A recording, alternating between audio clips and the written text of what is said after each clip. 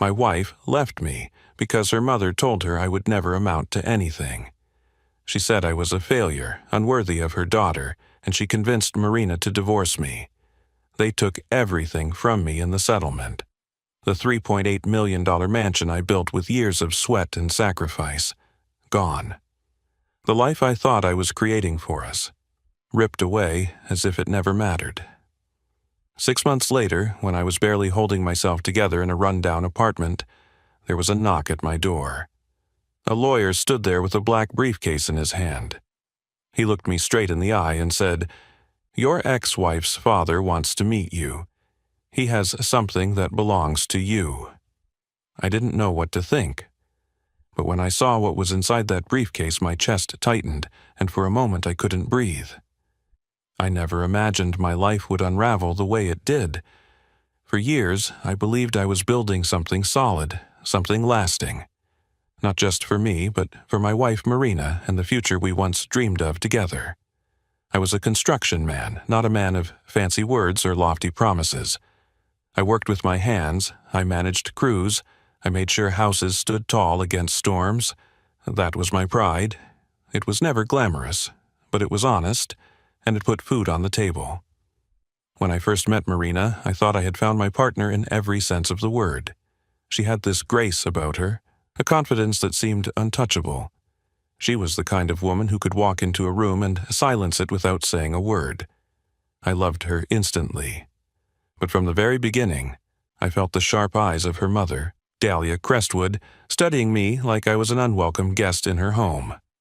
Dahlia was a woman who believed in bloodlines, status, and reputation. To her, I was a worker in muddy boots, a man with rough hands, and nothing more. I remember one Thanksgiving dinner early in my marriage when I tried to tell a story about the house I was building for a young family.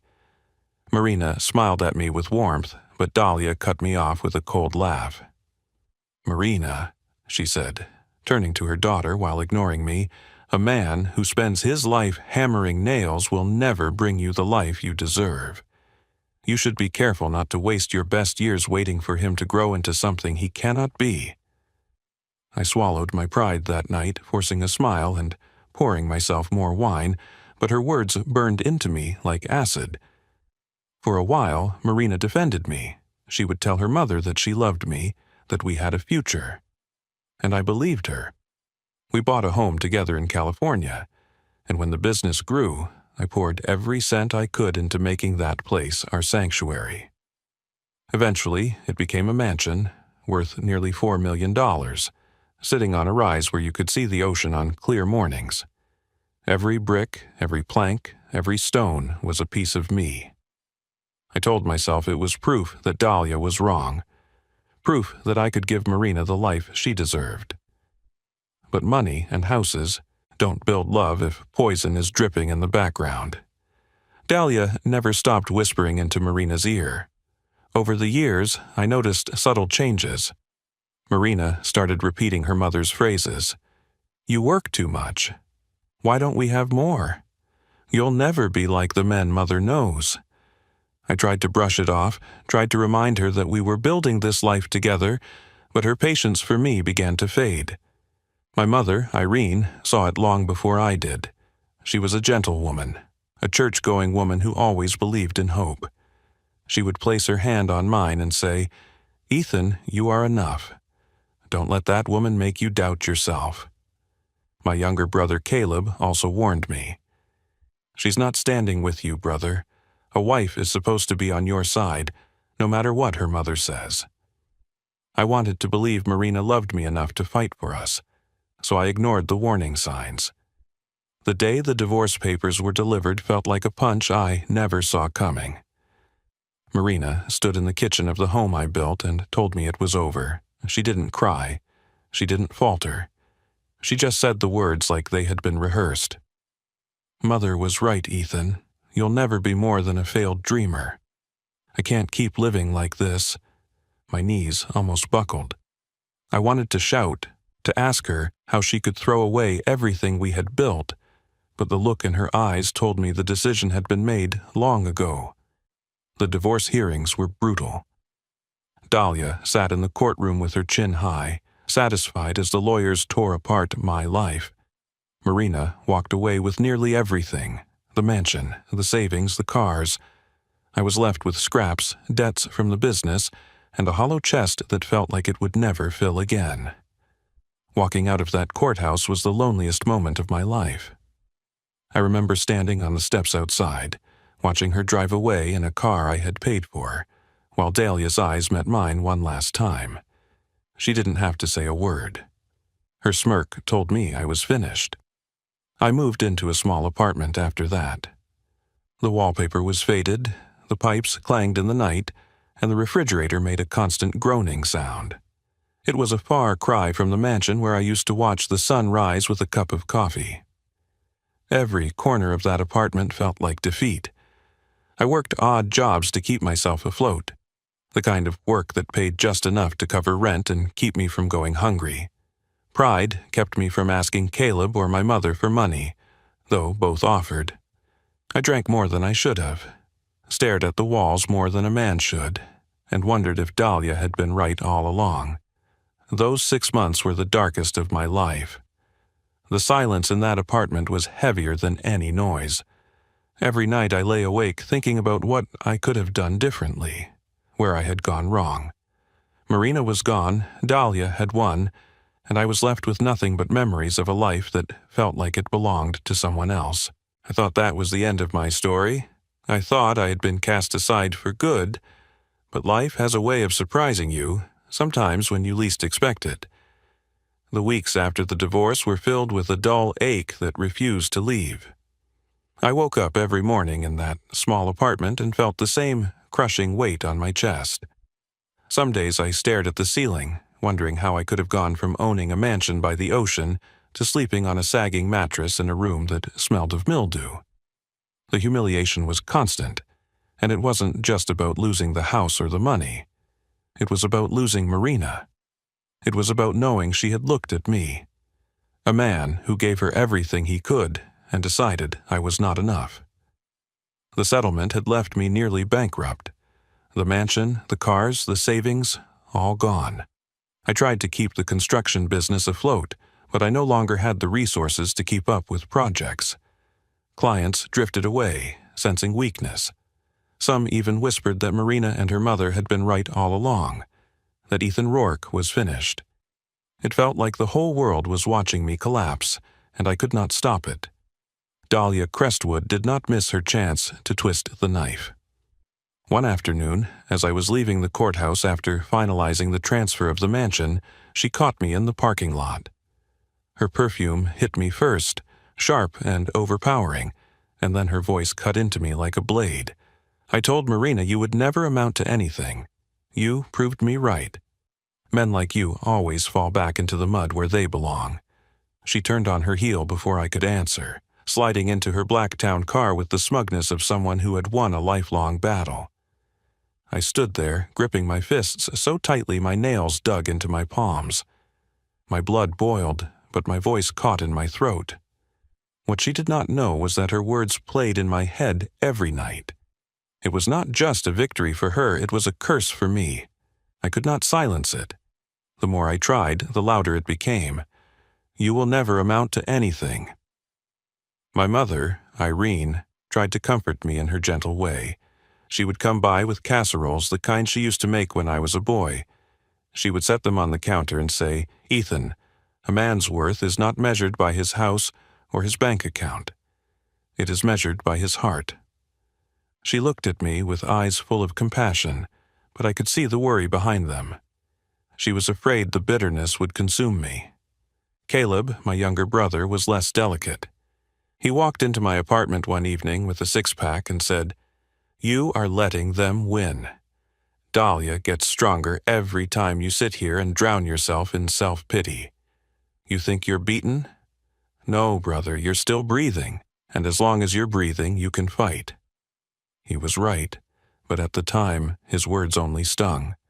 I wanted to fight, but I didn't know how to rise when everything had been stripped away.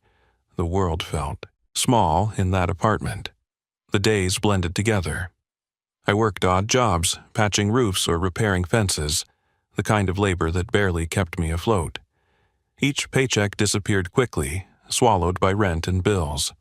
Nights were worse.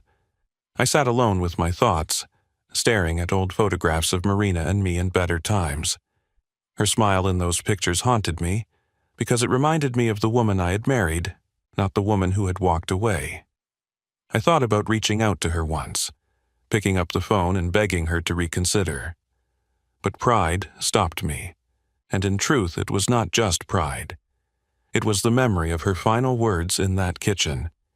"You'll never be more than a failed dreamer." Those words were a wall between us, a wall that could never be climbed. One evening, I passed by the mansion I had once called home. The lights glowed warmly from inside, and for a moment I imagined walking through the front door, sitting by the fire, and hearing Marina call my name. But the vision shattered as I saw another car parked in the driveway, one I did not recognize. I realized then that she was already moving on, perhaps with someone her mother approved of, someone who would fit Dahlia's standards better than I ever could. I stood in the shadows watching until the cold night air forced me back to my apartment. That was the night I finally understood. My marriage was not just broken, it was buried. The conflict inside me grew sharper each day. I wanted to prove them wrong, to show Marina and her mother that I was not the failure they painted me to be. But I was broke, defeated, and out of options. The construction business was dying. My confidence was gone. My future felt like a barren road with no end in sight. Then came the bitterness toward Marina's father, Harold Crestwood. I had met him only a handful of times. He was quiet, almost distant, and he never interfered in family matters. I convinced myself he agreed with Dahlia, that he looked at me with the same contempt. I cursed him in my mind, lumping him with the rest of them. To me, the entire Crestwood family had turned their backs on me, leaving me to rot. I kept going through the motions, but every day felt heavier. I thought of giving up more times than I cared to admit. Not in the dramatic sense, but in the quiet surrender that comes when a man stops believing his life has meaning. I felt like I was disappearing, piece by piece, into the shadows of the man I once was. What I did not know was that the storm was not over. The worst of it had already passed, but the most unexpected turn was about to come. And it would come in the form of a knock on my apartment door, when a stranger in a suit arrived carrying a briefcase that would change everything. The night before, the knock on my door had been like so many others. I sat in the kitchen of my apartment with a glass of cheap whiskey in my hand, staring at a stack of unpaid bills. The refrigerator rattled, the pipes clanged in the wall, and the silence pressed in around me like a heavy blanket. I had started to believe this was the only life I had left. Work during the day, worry at night, wake up, repeat. The knock came just after noon the next day. It was firm, deliberate, not the kind of knock you hear from a neighbor or a delivery man. I opened the door to find a man in a tailored navy suit standing in the hallway. He was tall, with sharp features and eyes that studied me with an unsettling calm. In his hand, he carried a black leather briefcase, polished to a shine. "Mr. Rourke?" His voice was steady, professional. "Yes," I answered cautiously. "My name is Simon Dillard. I am an attorney. I represent Harold Crestwood. He has asked to meet with you. He believes he has something that belongs to you." At the sound of Harold's name, my stomach tightened. I had not spoken to Marina's father in years.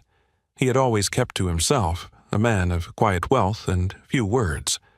I had assumed he sided with Dahlia, or at the very least had no interest in defending me. Now here was a lawyer, standing at my door, claiming Harold wanted to see me. I crossed my arms and tried to mask my suspicion. Why would Harold Crestwood want to meet with me? Simon adjusted his grip on the briefcase. "That is something he prefers to explain in person.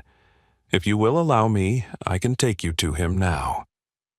I looked around my apartment, at the stained carpet, the peeling paint, the empty bottles in the trash. I thought of Dahlia's words, the sting of the courtroom, the smirk on Marina's face as she walked away with everything I had built. My first instinct was to slam the door and send this man back to his employer. I had nothing left to give, no dignity to spare. But curiosity tugged at me. What could Harold possibly have that belonged to me? And why now, months after the divorce had already stripped me bare? I hesitated long enough for Simon to continue. Mr. Crestwood is aware of your situation. He understands what has happened. He insists on seeing you, and he asked me to tell you this. It concerns something important, something only you can understand. Those words landed heavy. Something only I could understand. I felt my throat tighten. Against my better judgment, I found myself nodding. Give me a minute. I grabbed my worn jacket from the chair and slipped it on. As I followed Simon down the hall and into the street, I felt a nervous energy rising inside me. It was not hope exactly, but it was the first spark of something different from the despair I had been drowning in. We rode in silence. Simon's car was clean and smelled faintly of leather. I stared out the window as we drove past the city blocks, the rundown shops and the busy sidewalks. My mind raced with questions. Did Harold want to chastise me for failing his daughter? Did he plan to humiliate me further? Or was this some cruel trick Dahlia had arranged to twist the knife once more? After nearly 30 minutes, we pulled up to a quiet street lined with oak trees. Simon stopped in front of a large brick house, stately but modest compared to the Crestwood mansion I had visited in the past. The house carried a sense of dignity rather than extravagance. Simon turned to me. "Mr. Crestwood is inside. He is expecting you." My palms were damp as I climbed the steps and followed Simon through the front door. The entryway smelled faintly of old wood and tobacco. I heard the faint tick of a grandfather clock from another room. My heart pounded against my ribs. Simon led me into a study filled with bookshelves and heavy furniture. At the center sat Harold Crestwood. His hair was silver, his face lined with age, but his eyes were sharp and steady. He rose from his chair slowly, gripping a cane, and studied me with a look I could not read. "Ethan," he said, his voice calm but deliberate. "Thank you for coming." I nodded stiffly, unsure of how to respond. "Your lawyer said you wanted to see me. I admit I am surprised." He gestured toward a chair opposite his desk. "Sit. There is something we need to discuss." I lowered myself into the chair, my body tense. Simon set the briefcase on the desk in front of Harold, then stepped back. Harold placed his hand on the case but did not open it right away. Instead, he looked me directly in the eye. "I know what my wife has done," he began. "I know what Marina has done, and I know what you have lost. You may think I stood aside and agreed with them, but that is not the truth." His words caught me off guard. I shifted in my seat, waiting, unsure of where this was leading. Harold continued, his voice firm. "I have something that belongs to you, something that was always meant to be yours. I did not intervene before, but I can no longer remain silent. It is time you received what you earned." My pulse quickened as he reached for the briefcase. The click of the latches echoed in the quiet room, and my eyes locked on the case as it slowly opened. The briefcase sat on Harold's desk like a sealed vault.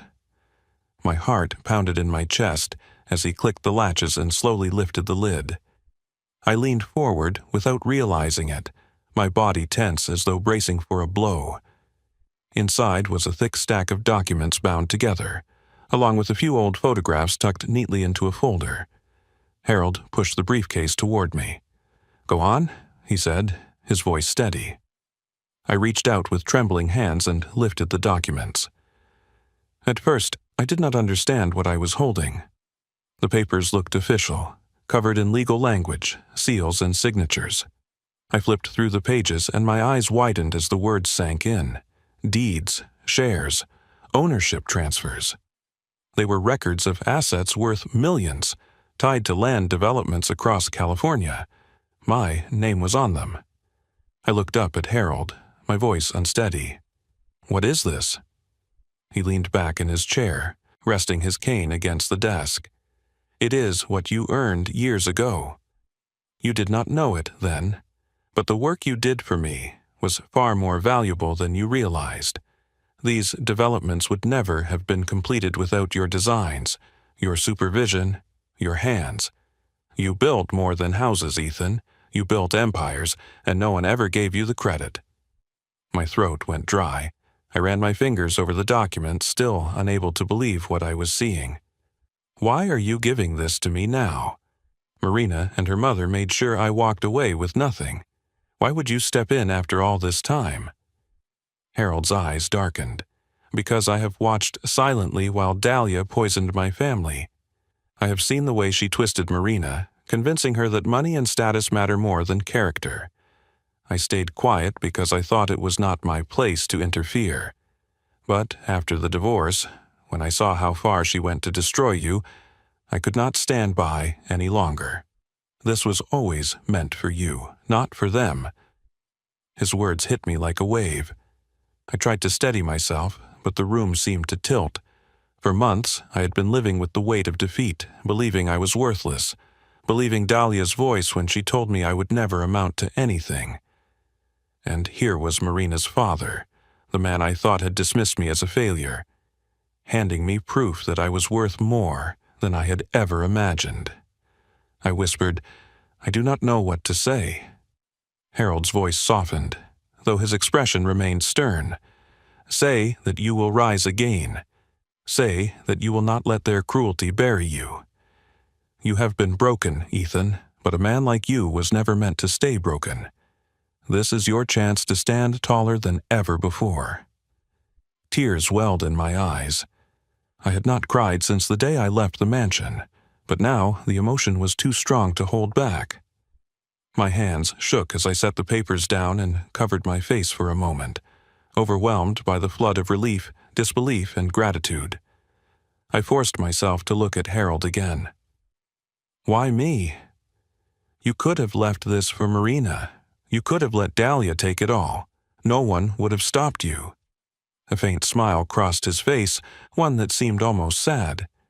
"Because Marina never understood what mattered, and Dahlia only ever wanted control. But you, Ethan, you respected me. You respected the work. When others saw me as a checkbook, you treated me as a man. You listened. You asked for advice. You built things with integrity, not shortcuts. I never forgot that, and I will not allow my legacy to pass into hands that do not value it." The room fell silent for a long moment. I sat there, staring at the documents, feeling as though the ground beneath me had shifted. For so long, I had been certain my story was over, that I had been reduced to nothing but failure. Now, in the span of minutes, my future had been rewritten. Harold broke the silence. "This is not a gift. It is recognition. You earned this. All I ask is that you use it well. Build again. Prove to yourself what I already know." I nodded, unable to speak for a moment. My chest swelled with a mixture of pride and determination I thought I had lost forever. I swear I will not waste this chance." Harold studied me closely, then gave a single nod of approval. "Good, that is all I needed to hear." Simon, the lawyer, stepped forward and began explaining the technicalities, the value of the shares, the process of transferring ownership, the immediate access to certain assets. His voice was calm and measured, but my mind was still reeling. Every word confirmed that this was real, that the weight in my hands was not a dream, but a second chance. As the meeting came to an end, Harold rose slowly with his cane. He extended his hand toward me. I stood and gripped it firmly, feeling the strength in his weathered palm. His gaze locked onto mine. "Do not thank me," he said quietly. "Prove me right." I left that house carrying the documents, my head spinning and my heart pounding.